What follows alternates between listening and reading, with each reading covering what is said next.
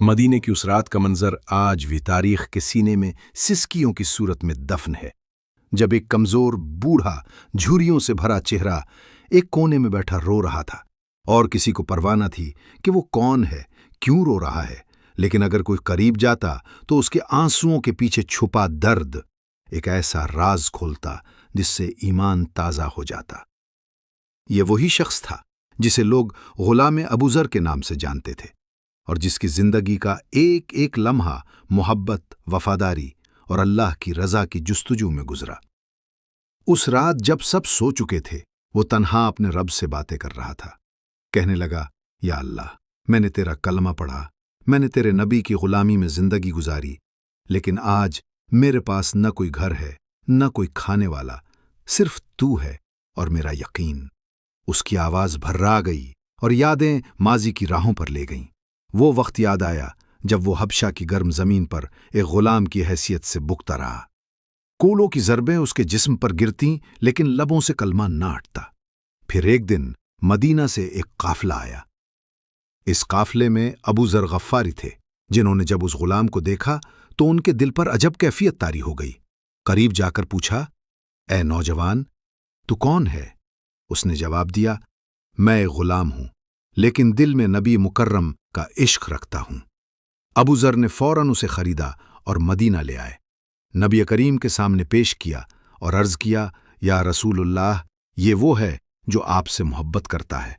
نبی نے محبت سے دیکھا اور فرمایا، جو ہم سے محبت کرتا ہے وہ ہم میں سے ہے۔ پھر اس غلام کو آزاد کر دیا گیا اور وہ نبی کی محفلوں میں شامل رہنے لگا، ہر بات غور سے سنتا، ہر حکم پر عمل کرتا۔ جنگ بدر کا موقع آیا تو اس نے لڑنے کی اجازت مانگی۔ صحابہ نے کہا، تم ابھی غلام ہو، رہنے دو، لیکن نبی صلی اللہ علیہ وسلم نے فرمایا، جس کے دل میں ایمان ہو وہ کسی بھی حال میں اللہ کی راہ میں لڑ سکتا ہے۔ اور پھر وہ بدر کے میدان میں لڑا، خوب لڑا، اور زخمی ہو کر بھی واپس آیا تو ہونٹوں پر ایک ہی فقرہ تھا، یا رسول اللہ صلی اللہ علیہ وسلم، اللہ کی قسم میری جان بھی ہو تو قربان ہے۔ پھر احد آیا، خندق آئی، خیبر، ہر مارکہ میں وہ موجود رہا، لیکن خاموشی سے، چونکہ وہ شہرت کا بھوکا نہ تھا۔ اس کے دل میں صرف رضائے الہی کی تمنا تھی۔ ایک دن نبی کریم صلی اللہ علیہ وسلم نے فرمایا، ایک وقت آئے گا جب مدینہ کے گلی کوچے اس شخص کے نقش قدم کو ترسیں گے۔ لوگ حیران تھے کہ یہ غلام سا شخص کون سا کمال کرے گا، لیکن وقت گزرتا گیا۔ خلیفہ اول حضرت ابو بکر سلم کے دور میں وہ ہر اس جگہ موجود تھا جہاں ضرورت ہوتی، لیکن اس نے کبھی خلافت، مال یا منصب کا سوال نہ کیا۔ خلیفہ دوم حضرت عمر سلم کے دور میں بھی وہ ایک عام شخص کی طرح رہا، لیکن جب حضرت عمر سلم نے اس کا حال پوچھا تو وہ رو پڑا، کہا، امیر المومنین، بس دعا کریں کہ اللہ میرے خاتمے کو ایمان پر کرے۔ حضرت عمر نے گلے لگایا اور کہا، اللہ تیرا خاتمہ شہادت پر کرے گا، مگر یہ شہادت تلوار سے نہیں، صبر اور فاقہ کشی سے لکھی جا چکی تھی۔ وقت گزرتا گیا۔ نبی صلی اللہ علیہ وسلم کے وصال کے بعد اس کا دل دنیا سے بیزار ہو گیا، وہ تنہا گوشہ نشین ہو گیا۔ ایک دن جب لوگوں نے دیکھا کہ وہ مسجد نبوی کے ایک ستون سے ٹیک لگائے بیٹھا ہے، ہاتھ میں کچھ بھی نہیں، تو کسی نے پوچھا، کچھ مانگتے کیوں نہیں؟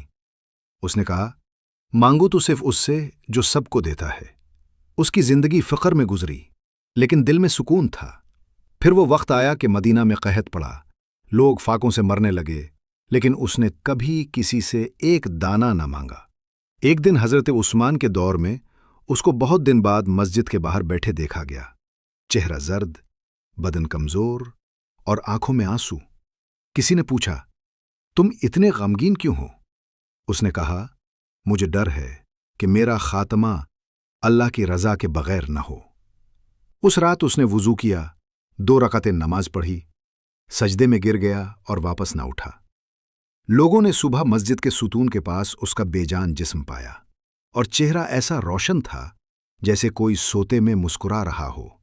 حضرت علی نے جب جنازہ پڑھایا تو فرمایا، یہ وہ شخص تھا جسے دنیا نے نہ پہچانا، لیکن آسمان والے اس پر ناز کرتے تھے۔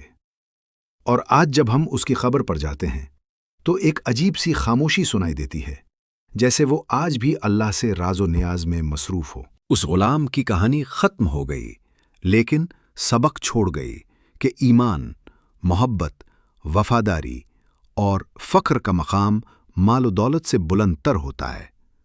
وہ جو دنیا میں کچھ نہ رکھتا تھا، آج رب کی رحمتوں کے سائے میں ہمیشہ کے لیے آرام کر رہا ہے۔ اگر آپ کو ہماری ویڈیو اچھی لگی ہے تو اس ویڈیو کو لائک کر دیں، ہمارے چینل کو سبسکرائب کر دیں۔ اب سب کا بہت بہت شکریہ۔